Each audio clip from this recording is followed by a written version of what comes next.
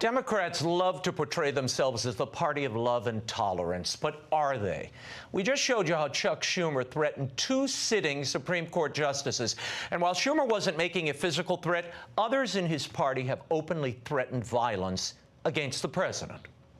Donald Trump is a guy who, you understand, he hurts you, and my testosterone sometimes makes me want to feel like punching him. I wish you were in high school. I could take him behind the gym.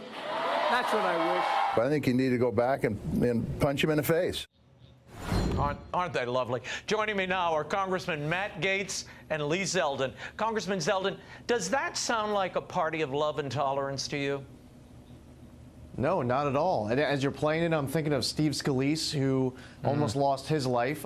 All of the other members, Republican members of the House and the Senate, who would have lost theirs if not for the great work of the Capitol Police. I remember the end of June of 2018, Maxine Waters was speaking to her supporters with a video that went viral, and she was using a lot of rhetoric about confronting Trump administration officials, to confront them in public places, in restaurants and movie theaters. Well, guess what? The first week of July of 2018, I had one of my campaign volunteers, a strong supporter of Donald Trump, Donato Panico, was targeted by somebody who was using the same exact rhetoric and almost killed this campaign volunteer of mine with his car. I can think of stories from 17, from 18, fast forward to today.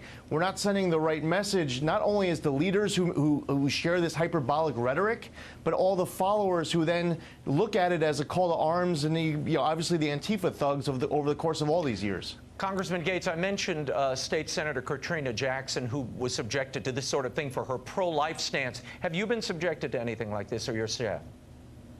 Yeah, we've had a number of very frightening death threats that involve, taking shots at me from long range. And it's sometimes a double standard with the FBI on what they're willing to investigate and what they're not, based on whether or not you're a conservative, in my experience. But you have to ask the question, what is animating this hatred on the left? I think it's the fact that they're losing.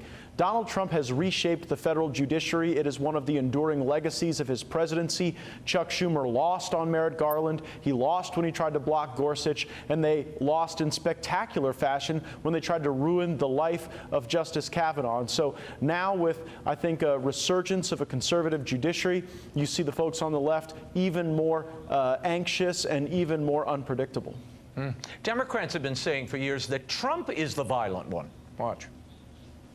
What Mr. Trump has done is create an atmosphere that condones violence, that actually incites people's most emotional and violent feelings. I told the president directly that I thought his language about enemies of the people was not just divisive, but increasingly dangerous. That is the language of despots in other countries, and it is dangerous from the president. Congressman Zeldin, did Maggie Haberman or Brian Stetler, did any of them condemn what Schumer said yesterday? Not that I know of. And that's one of the things that's so frustrating. All the double standards, the moral equivalency that we've seen since Donald Trump has gotten elected, and we saw it last year in the House of Representatives with all the anti-Semitic rhetoric that was coming out of new members, Ilhan Omar and Rashida Tlaib. It's the double standards and the moral equivalencies. I also say this, we settle our scores at the ballot box. And all of this inflammatory rhetoric, it belongs there. And as a consequence of the last presidential election, that's how you end up with Neil Gorsuch. That's how you end up with Brett Kavanaugh. Let us do our jobs, but certainly, as you point out, whether you're in Congress or you're a member of the media, call balls and strikes accurately if you want to go there. And right here, Senator Schumer, it was a threat. There's no acceptable excuse. There's no acceptable explanation for it. But you can't cut it any other way. It was a threat. Well, as Congressman Gaetz was saying, I think he fears losing at the Supreme Court on the merits of this case, and he wants to protect that. I want your reaction to this. The coronavirus. Yesterday, the New York Times reported that, quote, on Monday, the CDC appeared to have removed figures on the agency website counting how many Americans had been tested. Congressman Gaetz, very quickly, have they told Congress why they're doing this? Yes, because we have democratized access to testing to the state level, we're actually doing a great deal more testing now. And so keeping that data in real time on the CDC website is less productive than having states do the testing and do the reporting.